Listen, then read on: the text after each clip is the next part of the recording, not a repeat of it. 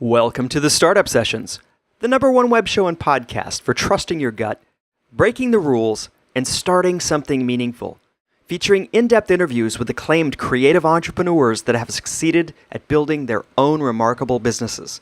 I'm very excited to bring you an exceptionally fun and resourceful interview this week. I'm speaking with Ashley Salvitti, founder of Brewvana, a craft beer tour company located in Portland, Oregon. Ashley completely bootstrapped her company from scratch, and it started on the side while she had a job serving beer at a local brewery. And now she's taken her business full-time and then some. She's grown it to the point where she has 3 tour buses, multiple employees, and a full-fledged mini empire in less than 3 years. And we're going to be discussing the story of how she started her business, the struggles of getting a business off the ground, hiring employees to support your cause, how to deal with the money when growing your business, and much, much more. So if you're a new or aspiring entrepreneur, you're going to dig this in the trenches style interview with Ashley about what it really takes to build and grow a successful business that you care about. It's all coming to you right now on episode 35 of the Startup Sessions.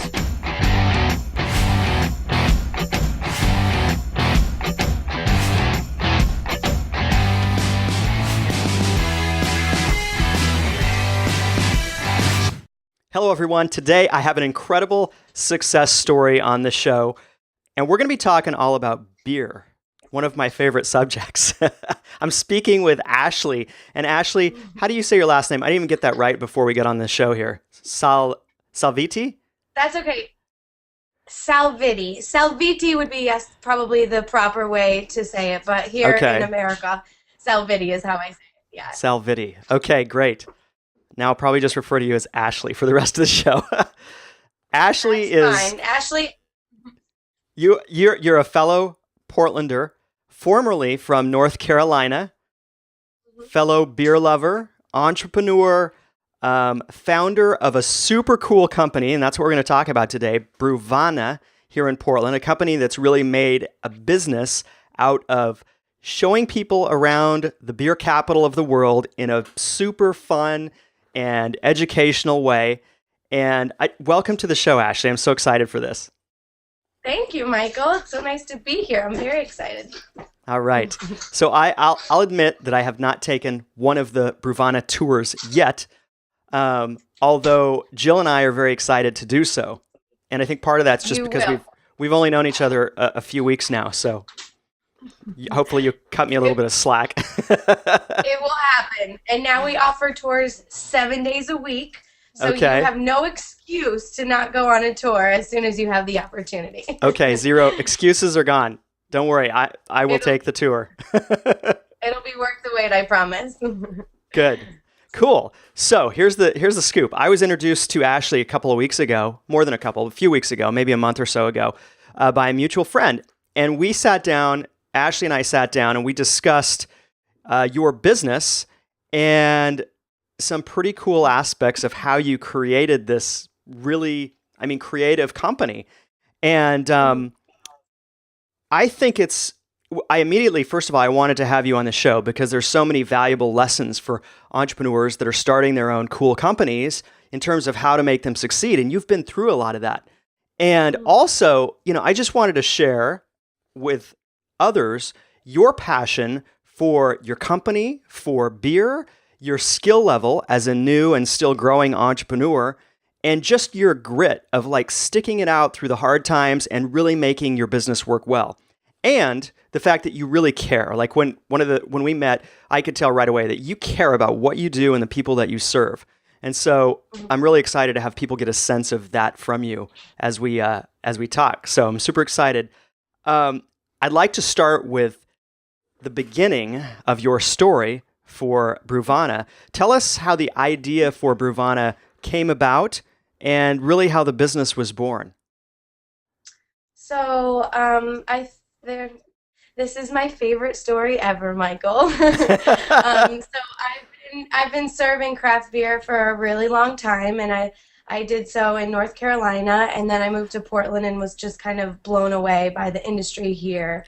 And serving beer in North Carolina is a lot different than serving beer in Portland. And what I came to realize was that beer in Portland was a really, really, really serious thing. And so I got to, by serving the beer, I got to meet people that were, interested in tasting beer and experiencing beer. I got to meet brewers in the industry. I got to go to festivals and events and just kind of was consumed by the community here in Portland. And I guess there were a few things that led me to create the ultimate craft beer tour experience. And one of those things was a family trip to Puerto Rico. And we went over there and we thought about everything that we wanted to do and where to go and how to get there. And the funnest thing that we did was tour the Bacardi facility. So there was some education involved, and we tasted the rum, of course, and we learned about the different styles and, how it was a part of, Puerto Rico and all this stuff. So, but somebody had to drive there. And then the last night we were in Puerto Rico, we met a girl that was serving our beer that said, "Oh, I wish you guys were in town longer. I would have taken you here. We would have gone there." And we thought, shit.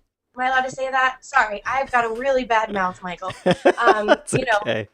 The tours are 21 and up, so I guess you just say kind of like you're in the clear. Excuse my bad words. So anyway, this would have been a great opportunity to have somebody in town that knows the area and how to get there and have a local's perspective, someone that's already connected to the location. So anyway. I thought that I could be that person in Portland for beer because that's what I know and that's what I love. And with how many 54 breweries in Portland, I guess at the time there were somewhere in the 40s probably when I started. But, it's hard to decide where to go and how to get there. So, and then there was also another company in town that did tours that came into the brewery that I worked at. And they were doing so. The company never really connected to the breweries to showcase exactly, to talk to them about what they wanted. And so I decided that I was going to be that guide, that person in Portland for the guests that are coming into town, but I was also going to be there to support and promote the breweries. So basically, there's two sides of this, and we're making it a win and a win for both sides. So So I just got the idea, and I bought a bus, and the rest is history. I love it. You bought a bus. You bought a short bus. I bought a short bus. I named her Angel. Yep, and Brewvana was born. I love that. And now you've got 3 buses, right? Yep, 3. Okay. You've got Angel. Got Angel, Rosie, and the third one is Little Johnny, named after my dad, who's been, basically my #1 fan for Brewvana and has helped me in so many ways. I mean, there's no way I could have done it without him. So this is a tribute to my dad, who comes twice a year, like drops everything for me. If, who cares about work? Let me come to Portland and put a refrigerator and party lights on your bus, Oh, so Little Johnny's the third bus, and we just brought him this morning to get wrapped, a full decal wrap at Colorworks, so that he can represent the Pacific Northwest craft beer culture like the other 2 buses do. Great. Fantastic. I love that.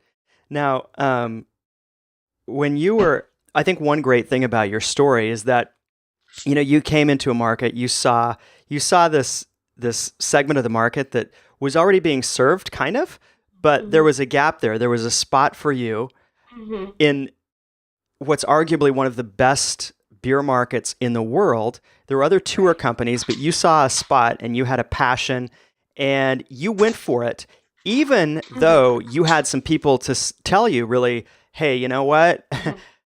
Maybe not. Maybe that's not the best idea.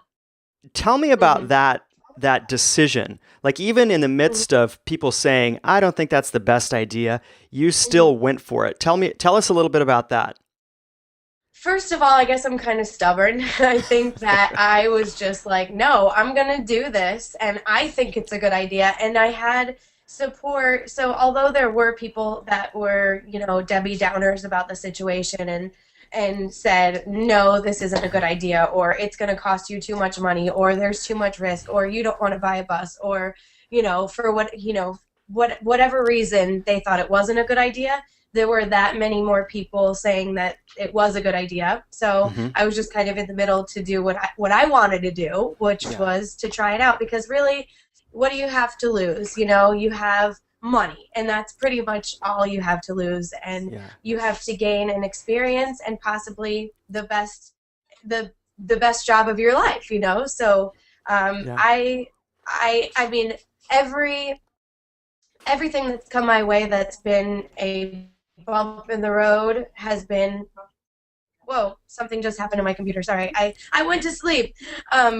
So it's been, if this might be a problem, how do we deal with it? If you think that this is going to be a challenge, well, let me figure out how I'm going to overcome that challenge and still, pursue my dream and make it happen. So I think just being consistent, diligent, not let anything get you down and get in your way, and just kind of, focus on that end point and where you want to go.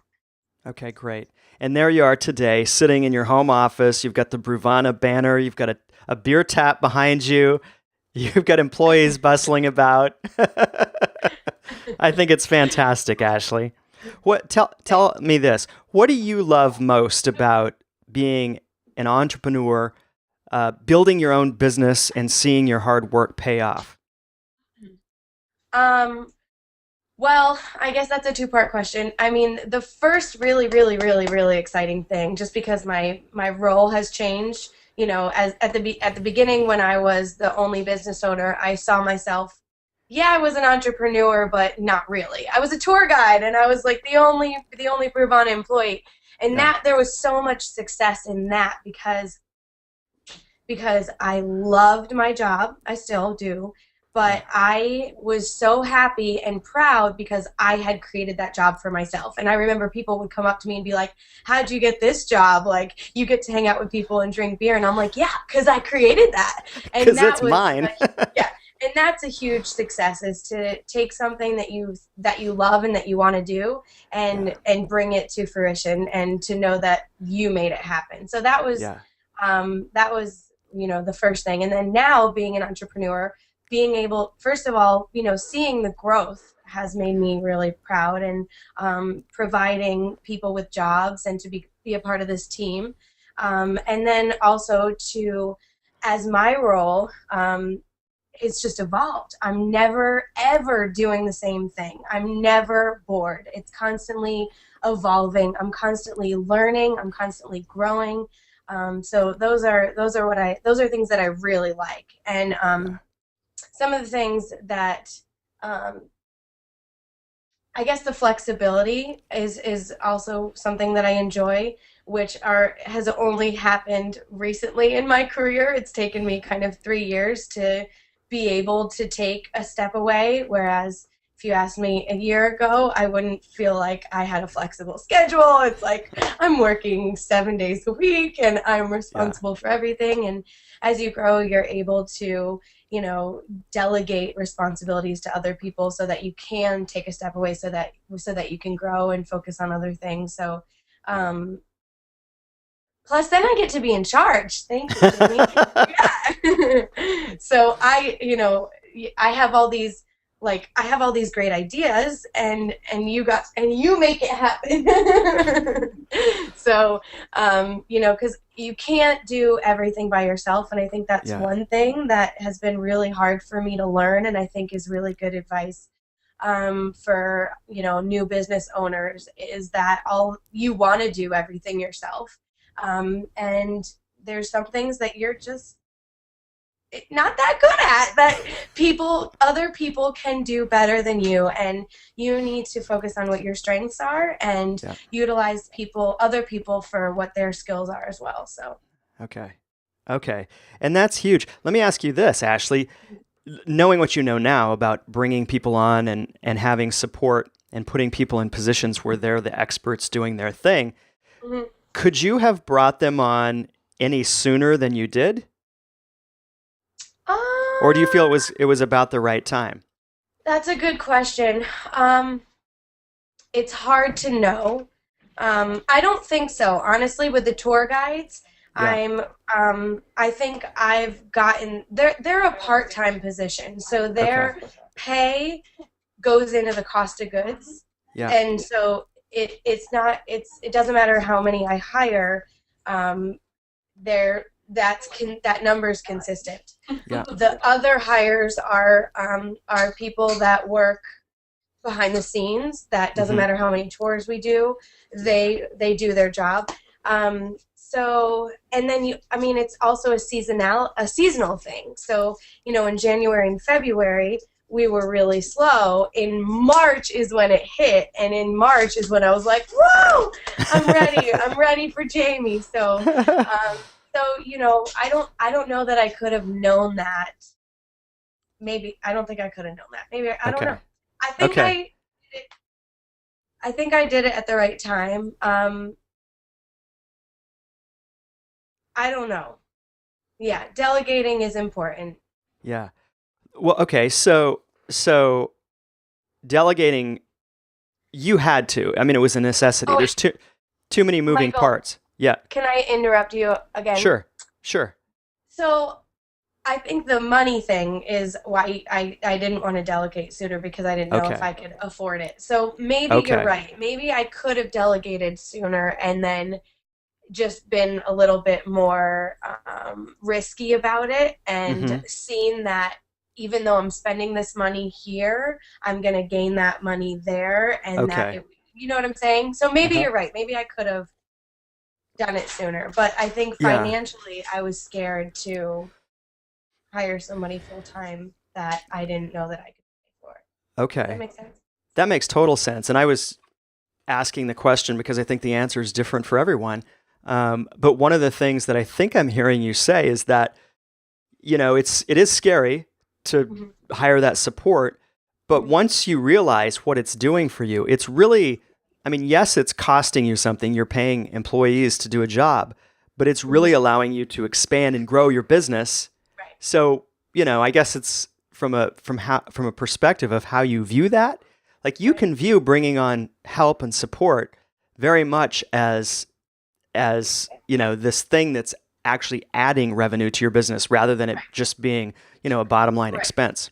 Well, it's a big risk, not only for the money that you're going to pay them, but Yeah. also, to know that that person is going to be good at their job and good in that role, to Hmm. be able to save you that money, because it takes a lot of time to hire and train employees, and I think that's been a huge, huge struggle for me. Yeah.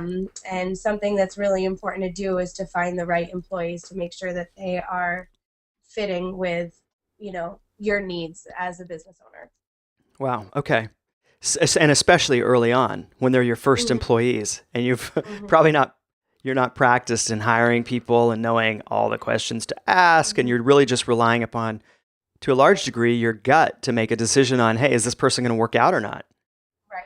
Okay. Cool. Right. All right.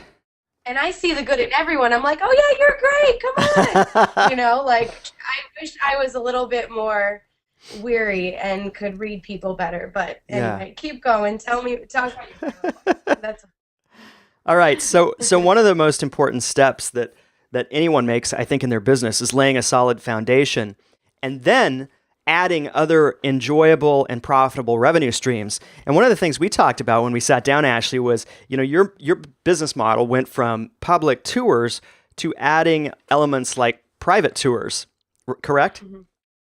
Yeah. Okay. And you just added the private tours not too long ago, right? For first of the year? Well, I think it was just by request.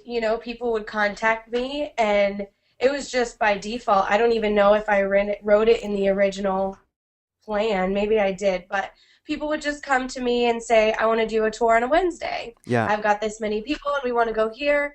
And those were just kind of on the side. Hmm. When people would ask for them, we would make them happen.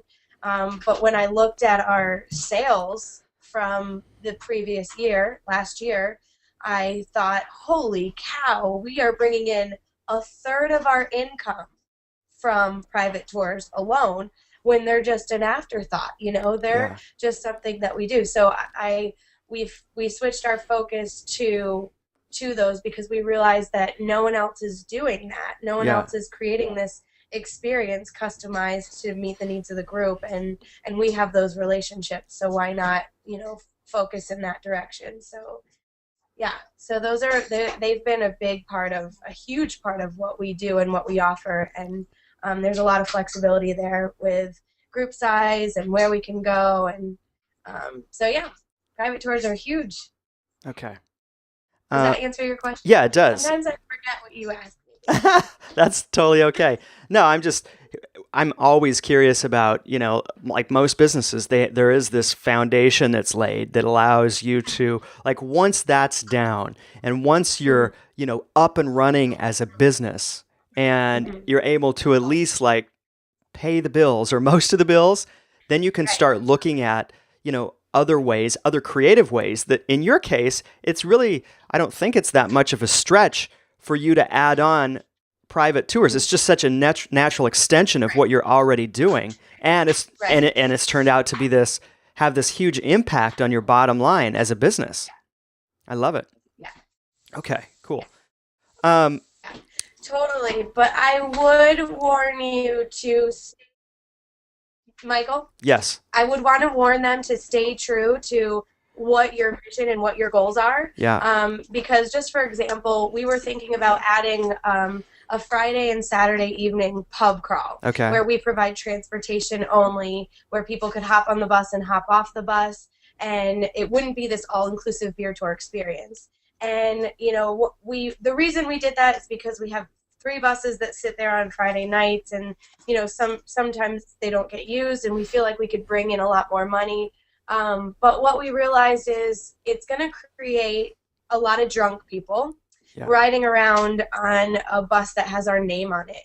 And by not providing an all-inclusive experience, we have no control over our imbibers going into these establishments and being disrespectful or whatever it is. So we decided that we were going to hold off on that and maybe try to increase our generate more sales in a different way, because we really want to support and promote the history and culture of the craft brewing industry in Portland. That's our mission. And although we might be able to add something on extra, we decided that we're going to hold off on that for the time being. And same with like winery tours and cidery tours. We might do that eventually, or we might do that for a private tour, of course. Yeah. But although you do want to add, you want this foundation and you want to be able to incorporate new things, I would advise new business owners to not get crazy with that, because you want to stay true and be able to focus on what it is that you do best and kind of build on that, but not feel like you have to do everything or utilize every opportunity that you can. Does that make sense? Yeah, it does. That's a really good point. Thanks for sharing that with us.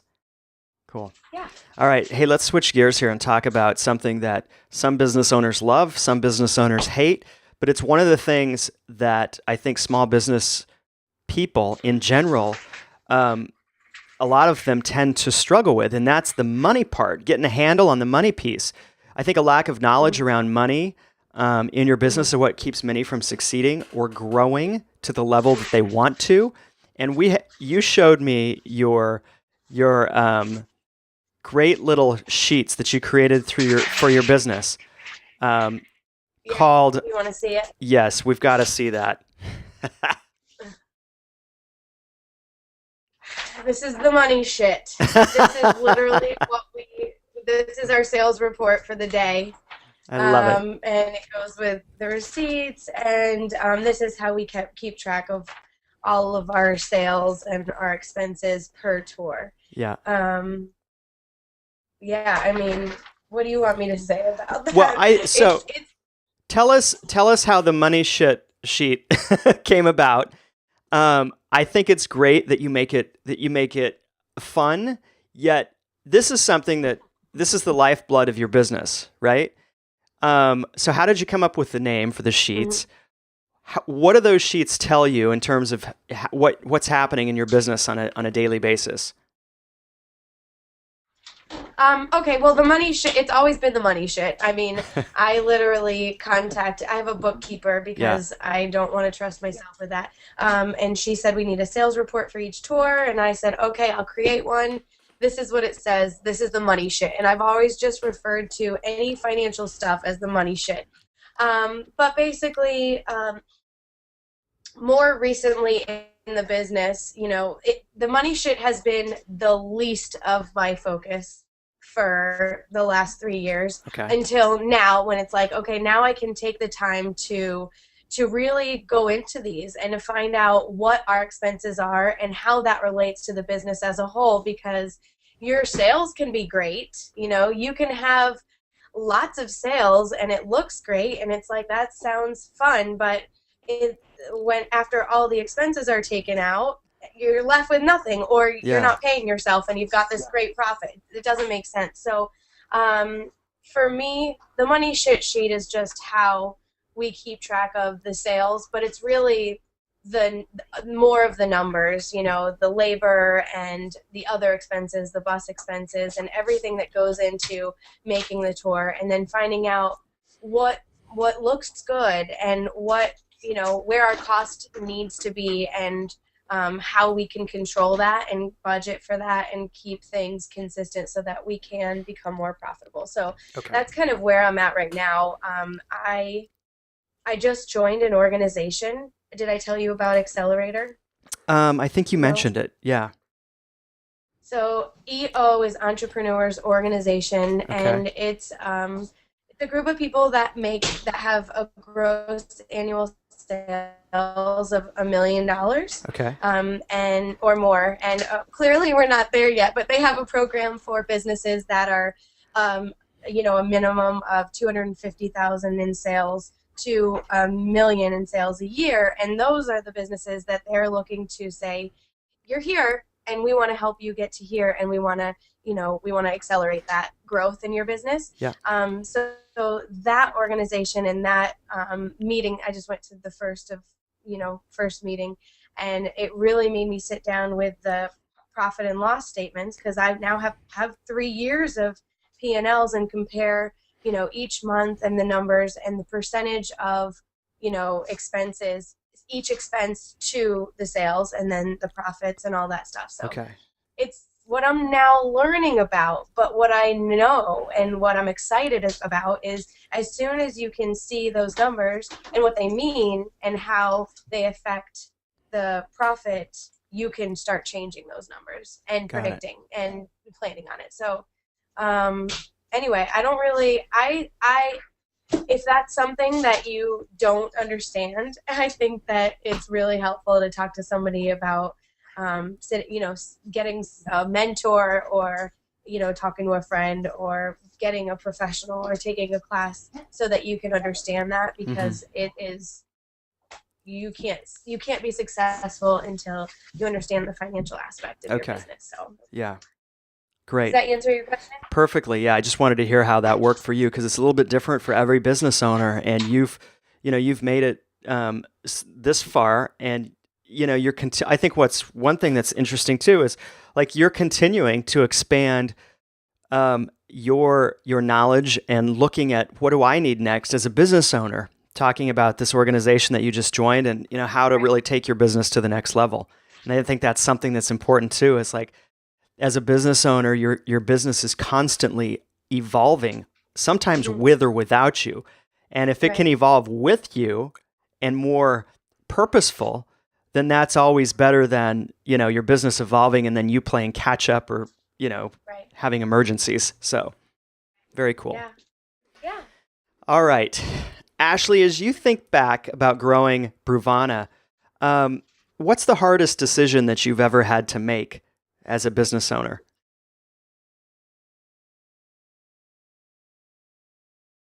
I mean, the hardest decision I've ever had to make. Yeah. In your business. Yeah. I mean, I might say the hiring portion, Okay. who to hire and when, and I guess, I don't know, maybe I hate that question. I don't know what the single important decision I've ever had to make, but your people is who you are. And Yeah. I don't even know if that was correct grammar. The people are who you are. The people, your company. So hiring the right people is a huge can make or break you. So I feel Yeah. like that was a huge decision for me. Okay. Um, and then buying a new bus was kind of a big decision, Yeah. but I think that was a really those have been important decisions as well. I don't Okay. know. I'm just gonna say hiring. Yeah. Well, it is such a big thing. And when your people are out, especially your tour guides, right? I mean, those are the people that are in front of your customers.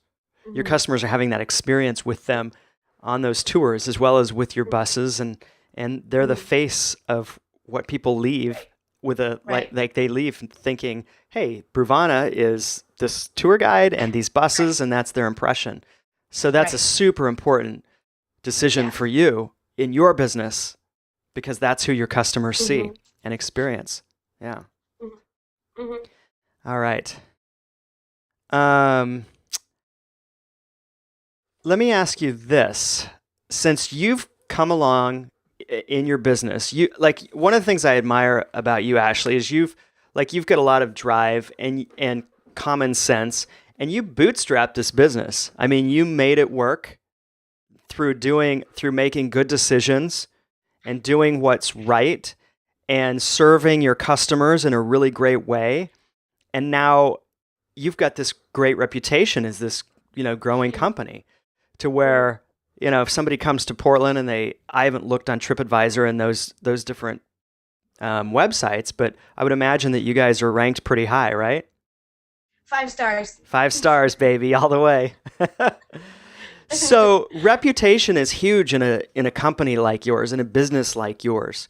Have you done anything specific to enhance your reputation outside of just making sure that your buses are clean and that your drivers and tour guides are well informed? Have you done anything above and beyond those things to just make sure your customers really have a great experience? Well, I think that reputation is everything, and that's what we've focused on to Okay. start with, is Okay. making sure that every single person that experiences Brewvana from the very beginning, whether they call or send an email, Yeah. to the end when we send the follow-up email or the thank you postcard, is experiencing. We are exceeding their expectations in every way, so that they are walking away talking about how awesome Brewvana is, going on Yeah. those review sites, sharing it with their friends, and then the relationships that we have with the breweries as well, I think are really important and have built our reputation, because we really work with them so that Yeah. when Brewvana goes in on tours, they roll out the red carpet for us. They're ready for us. They're excited that we're there because we're there to support them and promote them. So I think that the relationships that we've had have really helped build the reputation both with the customers and the breweries. But also our buses, I'm really working on getting them mechanically beautiful, but that's been a real big headache. I feel bad for anybody that has transportation business, because they feel their pain. But I think that the branding on the buses has been huge for Yeah. us. Just in the last, 6, 8 months since we've had the wraps, they've totally transformed. And I feel like in a lot of ways, image is everything. Yeah. And when people get on those buses, they see this. I wish I had a before and after photo to show you. I don't have one, but the this is what they look like now. Hmm. Like they're wrapped with like this beautiful, you know, Yeah. they represent the Pacific Northwest craft beer culture, and I Yeah. feel like it just it that shows the experience that we provide, the Yeah. quality, the level of experience that we provide. So I think that was really big, and just making sure that you look good on your website and that you're consistent with your spelling and your grammar and your message. I think that reviews are the most important thing, for small businesses that are learning to gain a reputation, because it doesn't matter what you say about yourself or how good you look. It really does matter what other people say about you. So people rely on Yelp and TripAdvisor and, Facebook reviews to judge something that they don't know, that they've never experienced before. So, yeah. Okay. Does that answer your question? Yeah, it does. It does. It's super helpful. I think you can do the branding and make things look good, but unless you can stand behind that, there's a lot of moving parts to have a customer have a good experience in your business specifically. In most businesses, but like really in your business, there's a lot of, you're relying on a lot of things and people to work together. You mentioned postcards. Do you send out postcards to every person who comes on your tour? No. Okay. Hold on. Let me show you one thing. Okay.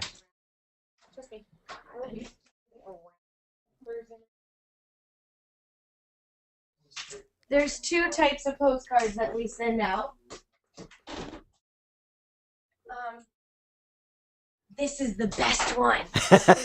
So everybody that goes on a Brewvana tour gets one of these postcards. Okay. And they get to send it to a friend to share their experience on their Brewvana tour. Okay. So we're basically being like, hey, can you be our little marketer for us? And we'll pay, whatever it costs to make this, and then we'll even send this internationally, because we want to build our international presence. Yeah. But this is a great marketing tool. If you can get your people to send their friends postcards and share their experience, and then pay for that.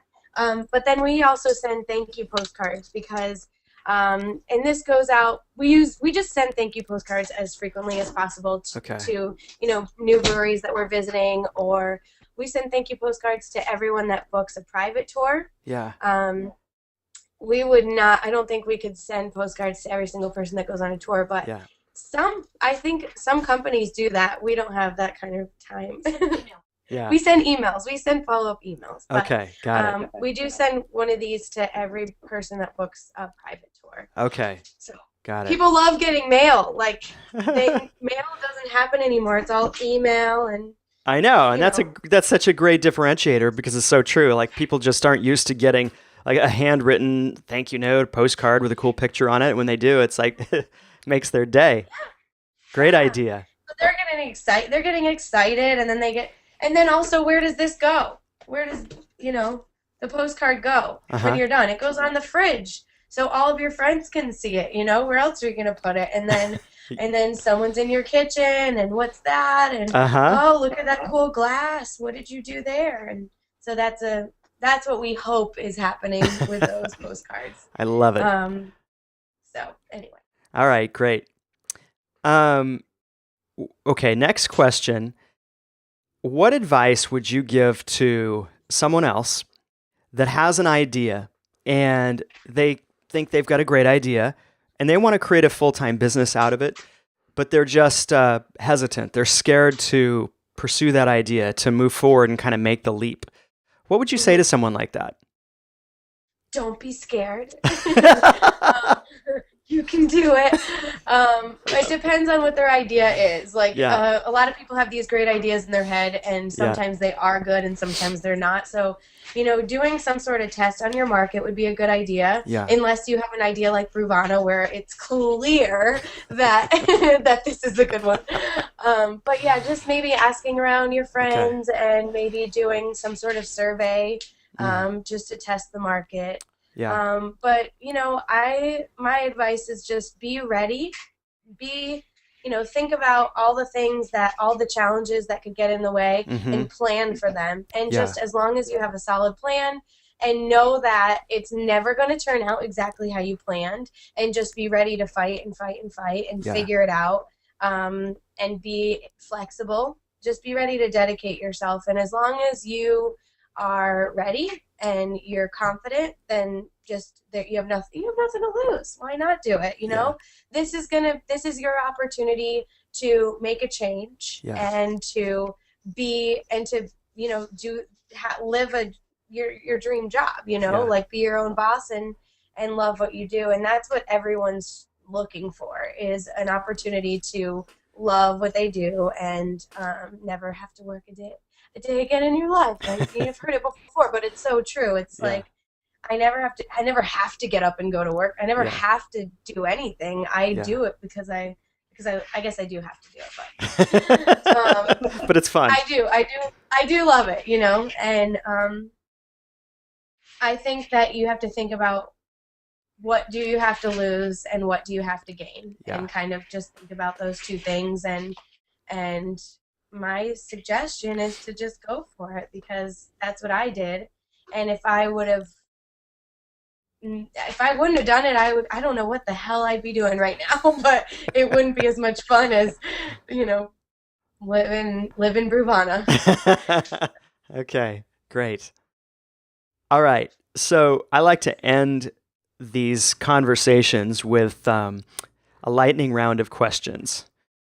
And so I've got 5 questions to ask you. And if there's any that don't really fit, then we'll just bypass them. But are you ready for that? Yeah, do I get to explain my answers or no? No. Yeah. Well, No. Go. lightning. Go. Most influential book. Oh, the places you'll go. I love that. All right. Best conference or industry event. I got 2. Okay. One is the tourism industry, which is the annual hospitality tourism awards that Travel Portland puts on. And then with the beer is Oregon Brewers Festival. Okay, great. Most effective strategy for growing your business. I think is branding and reputation, just kind of building your brand and reputation. Okay. Favorite business tool or resource? Google Docs. Okay. And this one I love because I love adventure and I try to bring it into my business whenever I can. What's the most recent exciting adventure that you've had in or outside of your business, or your favorite hobby, or any combination of those things? My most recent exciting adventure would be partly business, but it was also really a lot of fun, is I went to New York City for Tap into PDX beer tasting event for the media. Okay. So Travel Portland sent me out there with 3 brewers, and I got to talk about beer in Portland and introduce myself to beer writers and travel writers in New York. That was pretty epic. That is epic. Have there been any interesting articles that you've appeared in as a result of that? Yeah. Well, what's his name? Matt, theexpeditioner.com, wrote a little piece about me and Brewvana and kind of being an entrepreneur. Yeah. And he did a video interview with me, but that hasn't posted yet. So check out theexpeditioner.com shortly. It should. He's putting together a piece on Portland, but I'm a part of that. So that should be posted, I don't know, in the next month. Fantastic. Yeah. Okay, great. What's up next for Brewvana? What's the most exciting thing in your business right now, Ashley? Well, the most exciting thing is that we're 2 weeks away from it being July 1st, which is the biggest time for Brewvana. It's, we're very much a seasonal business, so July, August, and September are going to be slammed.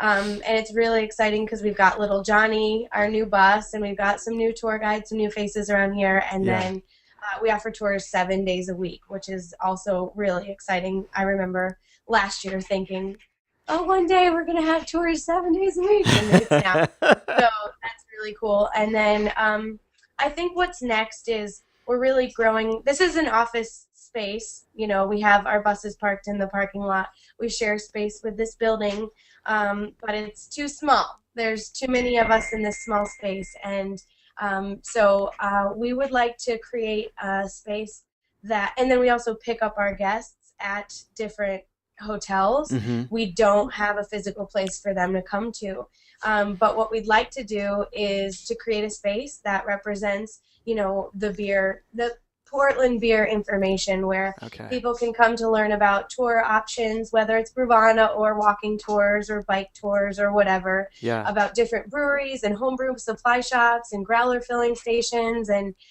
just have a place where people can come to learn about that. And then that's also where we'll sell all of our stuff and meet for tours. So great. The next step is creating that space and a public space for people. So that's on the to-do list. Your dad's We're not sure when that's going to happen. Your dad's going to be making a lot of trips out to Portland, it sounds like. I'm trying to get him to move here. John's Garage and Brewery. Why wouldn't you want to go there, right? Why not? Mean, yeah, no. I will bring my bus. Fantastic. Yeah, we're excited.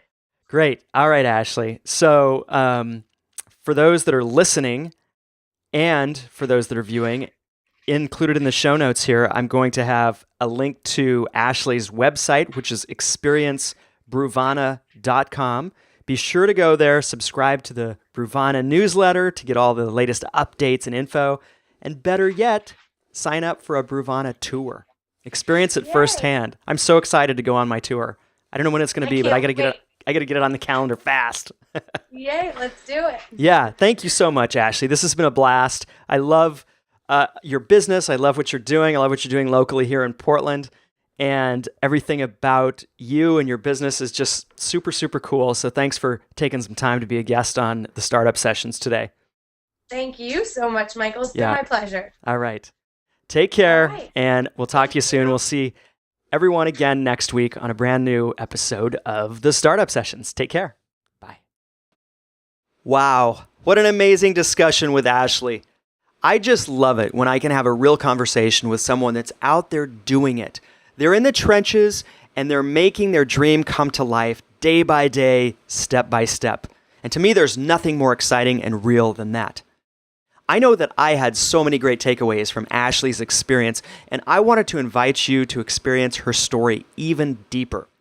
See the video playing in the background? And I know if you're listening to the podcast that you can't see it, but trust me, it's super cool. In the show notes for episode 35 at thestartupsessions.com, I've included a link to a short, under 10 minutes documentary that captures the story of Ashley as she built Brewvana into the successful company that it is today. See, in the beginning, she had lots of advice and lots of naysayers, but she went all in. And this video really captures the essence of that experience and what it means to make a decision and not give up. I would like to recognize the people who created this amazing video. Mike Verneza of MGV Photography and Mike Buer of MikeBuer.com are the creative geniuses that brought this story to life. And I've included links to them in the show notes as well. So be sure to go and watch the video of Ashley's story and about not giving up. And I'll see you next week on the Startup Sessions. Hey, if you enjoyed this episode, be sure to head on over to thestartupsessions.com for a full recap of all our episodes, including links to amazing resources for each guest, thoughtful and provoking blog articles, and many other great resources. Thank you so much for listening and watching. And if today's guest can create a meaningful business and achieve a life of freedom through a business with soul, why can't you?